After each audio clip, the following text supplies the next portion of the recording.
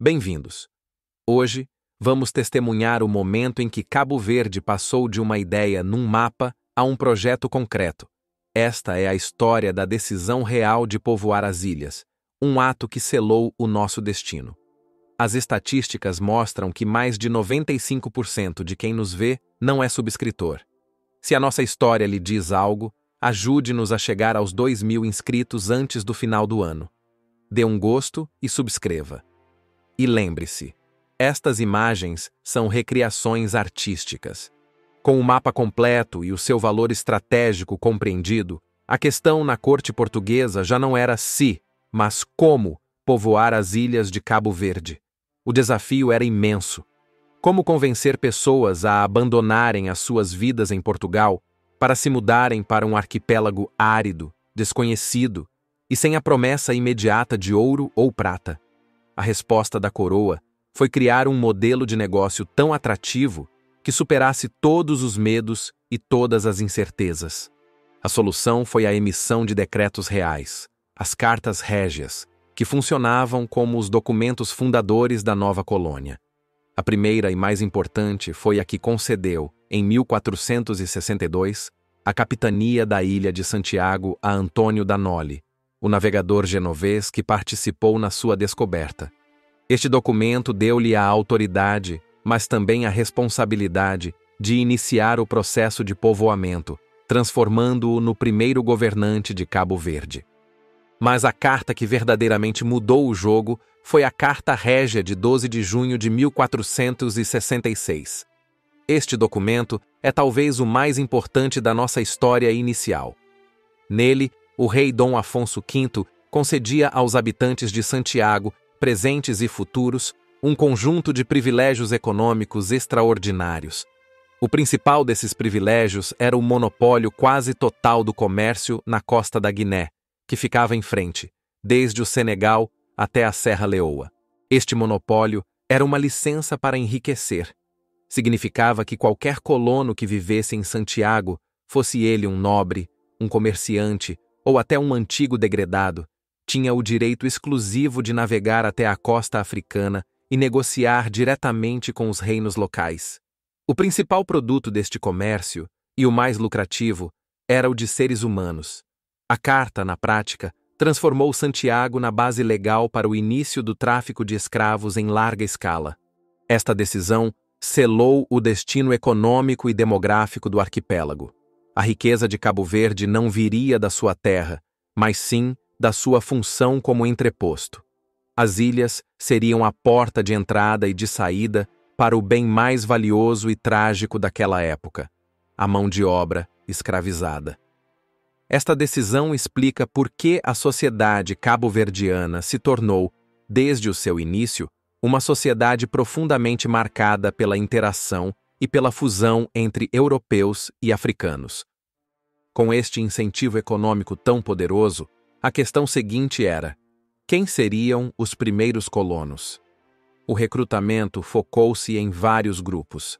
Primeiro, alguns fidalgos e cavaleiros da pequena nobreza, homens que não tinham grandes perspectivas de herança em Portugal e que viam em Cabo Verde uma oportunidade de ganhar terras, títulos e poder. Eles seriam a elite governante da nova colônia, os primeiros capitães. Um segundo grupo era composto por comerciantes e artífices, homens com capital para investir no comércio com a África ou com habilidades práticas essenciais para construir uma nova sociedade. Carpinteiros, ferreiros, pedreiros e agricultores.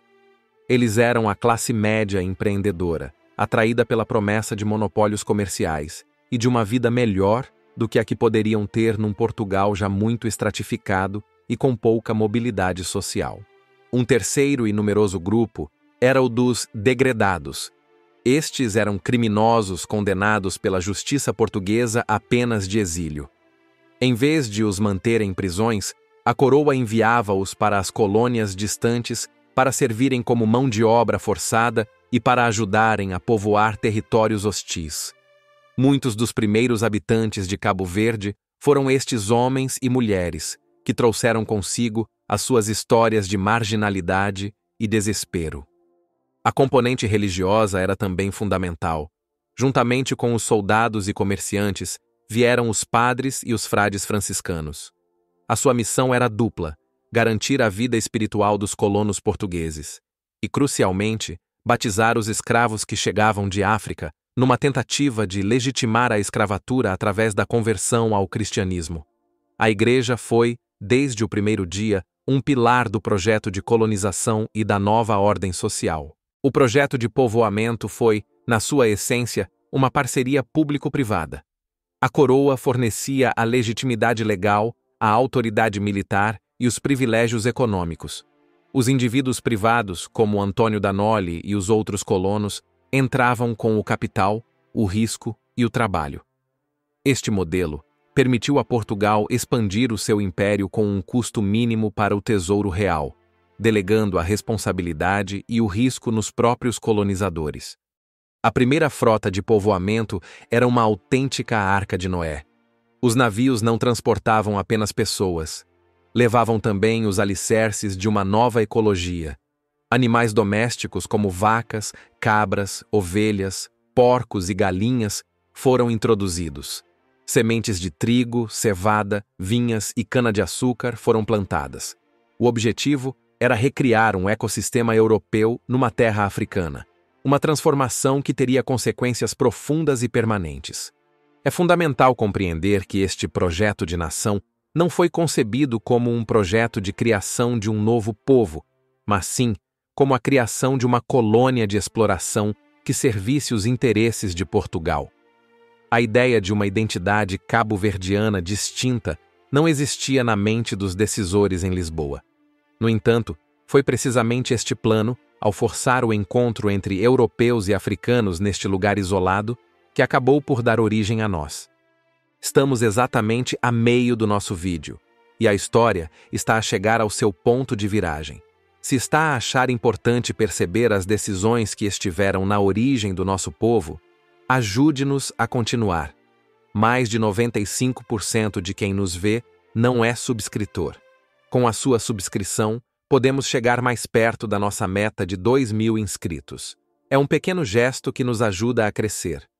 Por favor, subscreva. A base legal para a escravatura, que era o motor econômico deste projeto, já tinha sido estabelecida pela Igreja Católica.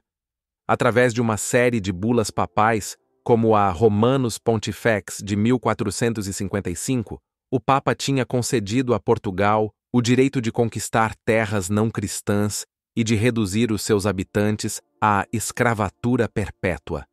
A decisão real de povoar Cabo Verde estava, assim, amparada por uma justificação legal, econômica e, aos olhos da época, moral e religiosa.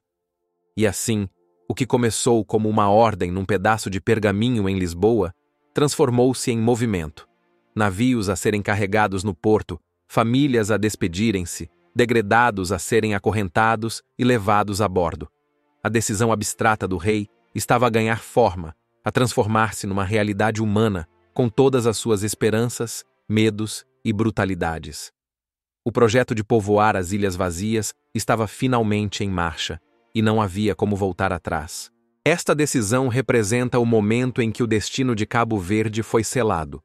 Deixou de ser um lugar de potencial para se tornar um lugar com um propósito definido dentro do sistema imperial.